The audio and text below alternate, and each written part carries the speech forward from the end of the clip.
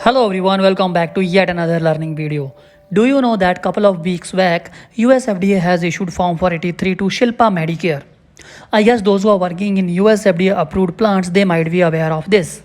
Well friends, Hyderabad injectable facility of the Shilpa Medicare was inspected by USFDA in the month of April from 26th of April to 29th of April 2022.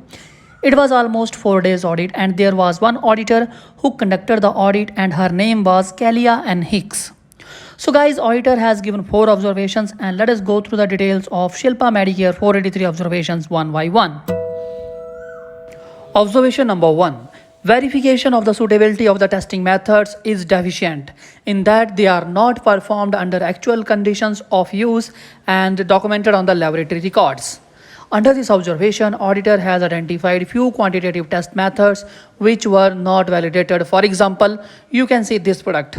For this product, the test light transmission at 650 nanometer USP Journal Chapter 197 was not validated. Observation number 2. The quality control unit lacks the responsibility and the authority to approve and reject all the drug products.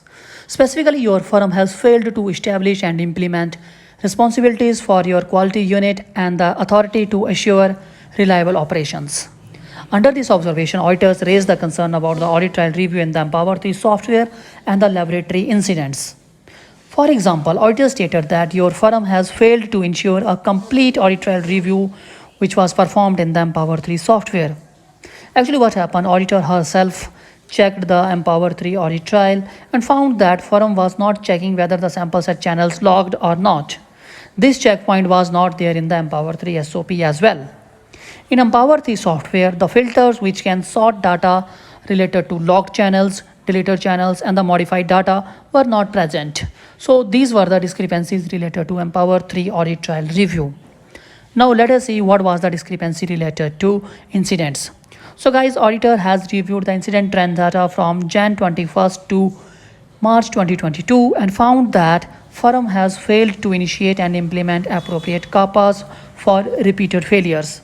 For example, there were so many incidents raised for which root cause was concluded as a poor column performance, but still there was no appropriate CAPA taken to reduce such repeated cases. Observation number 3. Laboratory records do not include complete records of any testing and standardization of laboratory. Under this observation, auditor has identified discrepancies in the working standards. Auditor found that working standards were not evaluated at specific time intervals to check their reliability. Along with that, auditor also found that there were few working standards which need to be stored at 2 to 8 degrees Celsius. Now, auditor has asked to provide the data of temperature recording during the transportation of these working standards. But in response to this, Shilpa Medicare's management said they have transported these working standards in ice packs and they don't have any data related to temperature monitoring during the transportation. So guys, therefore the working standards integrity was in question mark. So guys, in ideal situation, if we are transporting any working standard which need to be stored at 2 to 8 degree, then temperature data logger is kept along with the working standard so as to check the any excursions during the transportation. But in case of Shilpa Medicare, they were not using any data logger during the working standard transportation where working standard need to be stored at 2 to 8 degrees Celsius. So because of all these discrepancies, auditors stated that your firm has failed to conduct transportation studies or monitor the temperature of the working standard during the transportation. Observation number 4. Laboratory controls do not include the establishment of scientifically sound and appropriate test procedures to assure that the drug product conforms to appropriate standards of identity, strength, quality, and purity. Under this observation, auditor has raised concern about the visual inspection activity. Generally, during the visual inspection activity, analysts need to reconstitute the powdered drug product and after that reconstituted drug product need to be observed in front of black and white background for 5 seconds to check any foreign particles. Now auditor has asked to provide the timer by which 5-second time is checked during the visual inspection, but firm was failed to provide the timer. Along with that, auditor observed that visual inspection results were not verified by the second person.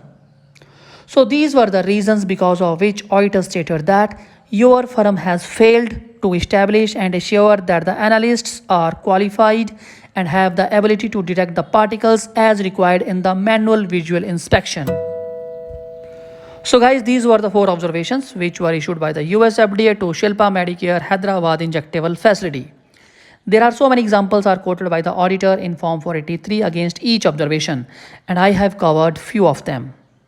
If you want more details about these observations, then you can find the link given in the description, or you can visit the USFDA website to download the Form 483. And if in case you don't know how to download Form 483 from USFDA website, then you can learn it by checking the link given in the description.